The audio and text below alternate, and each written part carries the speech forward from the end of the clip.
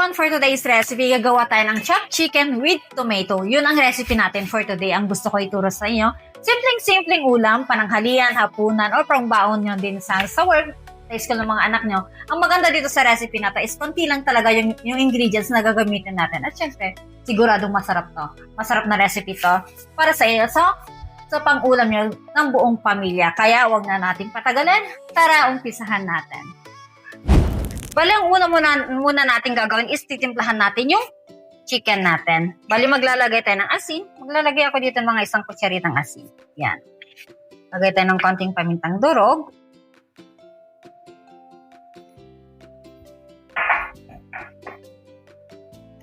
At kalahating kutsaritang, ayan, paprika. Yan. Kung gusto nyo damihan, nasa sa inyo na rin yan. Yan. At maglalagay tayo ng lemon juice. Kung wala namang lemon juice, pwede kayong gumamit ng vinegar, mga 2 kutsarang vinegar. Okay na yon. Bali, ang gagawin natin is, syempre, haluin natin. Combine natin yung mga ingredients na nilagay natin. O kaya naman, kung gusto nyo naman na gawin na i-marinate nyo muna bago nyo ilutuin kung ulam na gagawin natin, is pwede din yon. O kaya naman, diretso na. Gawin nyo ito yung ginagawa ko na tinitimplahan, tapos yun, lulutuin. Nasa sa inyo na yun kung gusto nyo i-marinate. Yan. Yan, pag nahalo ko na yung mga ingredients na nilagay natin dito sa chicken natin, baling gagawin natin is dito sa kaldero natin is, yan, mainit na siya. Maglalagay tayo ng mantika. O kaya kung gusto nyo maglagay ng olive oil, walang problema. Parang gagawin lang natin is painitin lang natin yung mantika. Yan, pag mainit na yung mantika natin, baling gagawin natin is ipa-fry natin yung mga chicken natin.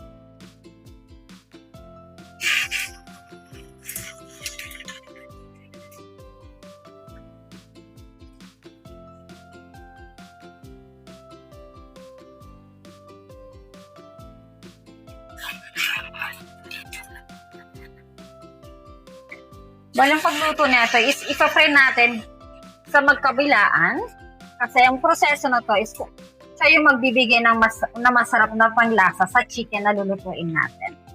Yan. Fry lang natin siya. Balang tingnan nyo. Yan o. Pag ganito na siya, yan. Gagawin natin is babalik na rin na natin siya. At ipa-fry naman natin sa kabila niya.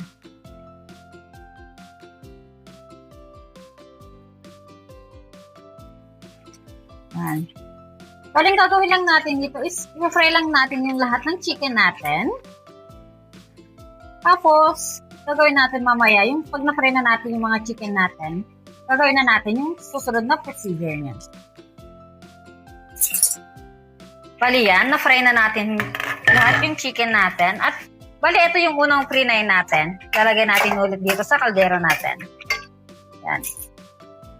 Baling gagawin natin is, syempre, haluin muna natin. Yan. Yan o. Dapat ganito yung magiging itsura niya. Kung makikita niyo. Yan o. Diba? O. Yan. Dapat ganito yung pagka-fry ng chicken natin. Well, pag na-fry na natin lahat yung chicken natin, bali maglalagay na tayo ng garlic.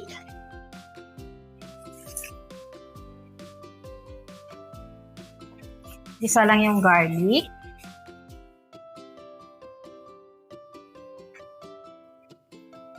Wow. Ang sarap na nung amoy niya. Ang bango-bango. Kasi di pa pag nagluluto tayo, pag nilalagay na natin yung bawang. Ang sarap nung amoy yung bawang. Pag niluluto na yung bawang, pag pinafry na. Yan o. Fry lang natin saglit yung bawang. Yan. Pag nagisa na yung bawang, bali ngayon is maglalagay tayo ng sibuyas. Yan. Gisa lang din yung sibuyas.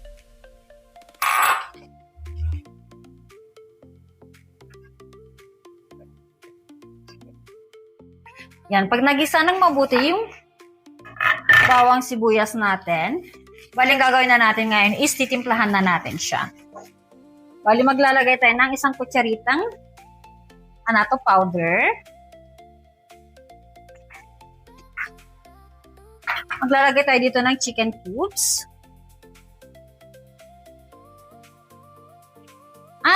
lalagyan na natin yung kamatis natin.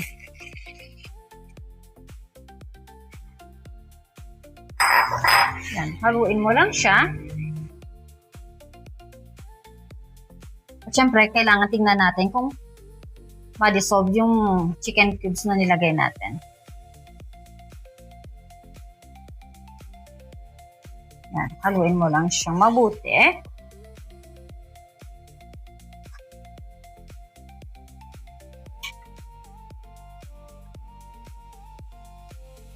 Yan.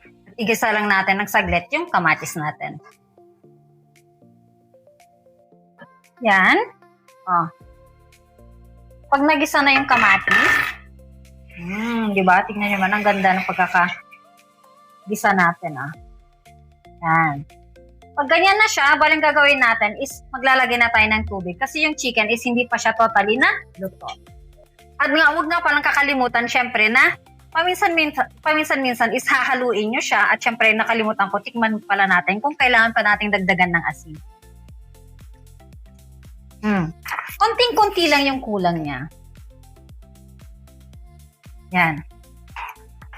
Haluin mo lang siya. At ang kailangan pala, pag nilagay mo na yung tubig niya, is ilalagay mo sa medium heat. Para syempre, kasi kapag malakas yung apoy, is may tendency na masusunog yung niluluto natin. Kaya hayaan muna natin siyang kumulo. Yan, tingnan nyo, oh. O, diba? Yan, pag nakita niya, nag-reduce na yung tubig natin, oh. Pag ganito na itsura niya, kasi malambot na yung chicken natin, tingnan natin, oh. Malambot na yung chicken natin. Luto na siya. Wow. Natikman ko na siya. Ang sarap. At yung asin din is, tamang-tama na yung pagkakatimpla natin. Pag ganito na yung itsura niya, ang gagawin na natin, syempre, papatayin na natin yung apoy. Ay, syempre, hindi naman mawawala yung spring onion. Lagay tayo ng spring onion. At yung parsley. Yan. Para makulay yung niluto nating ulam, di ba? At haluin mo lang. Combine mo lang yung nilagay nating parsley at yung spring onion. Yan. Unke?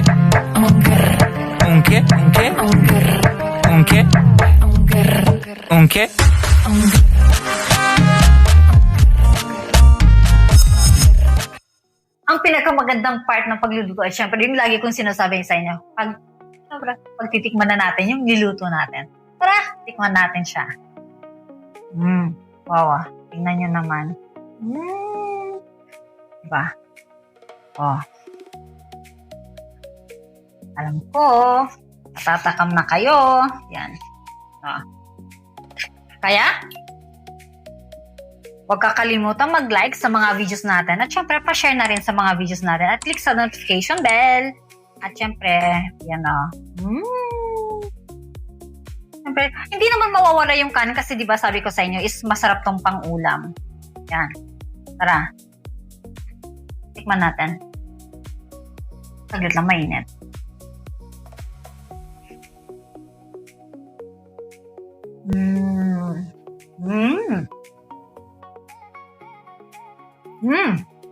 Ang sarap, oh. Ito na yung lambot ng pagkakaluto natin ng chicken. Oh. Wow.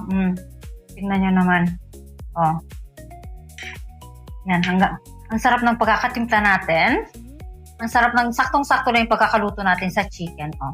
Malambot siya. Ang sarap din ng sauce. Ang sarap talaga pang ulam. Kaya, huwag kayong biling ko magluto neto kasi sigurado buong pamilya nyo talaga is magugustahan to. Tara, tikman natin siya ulit.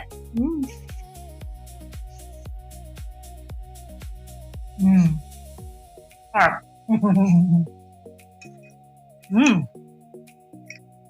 Kaya, syempre, hanggang dito na lang.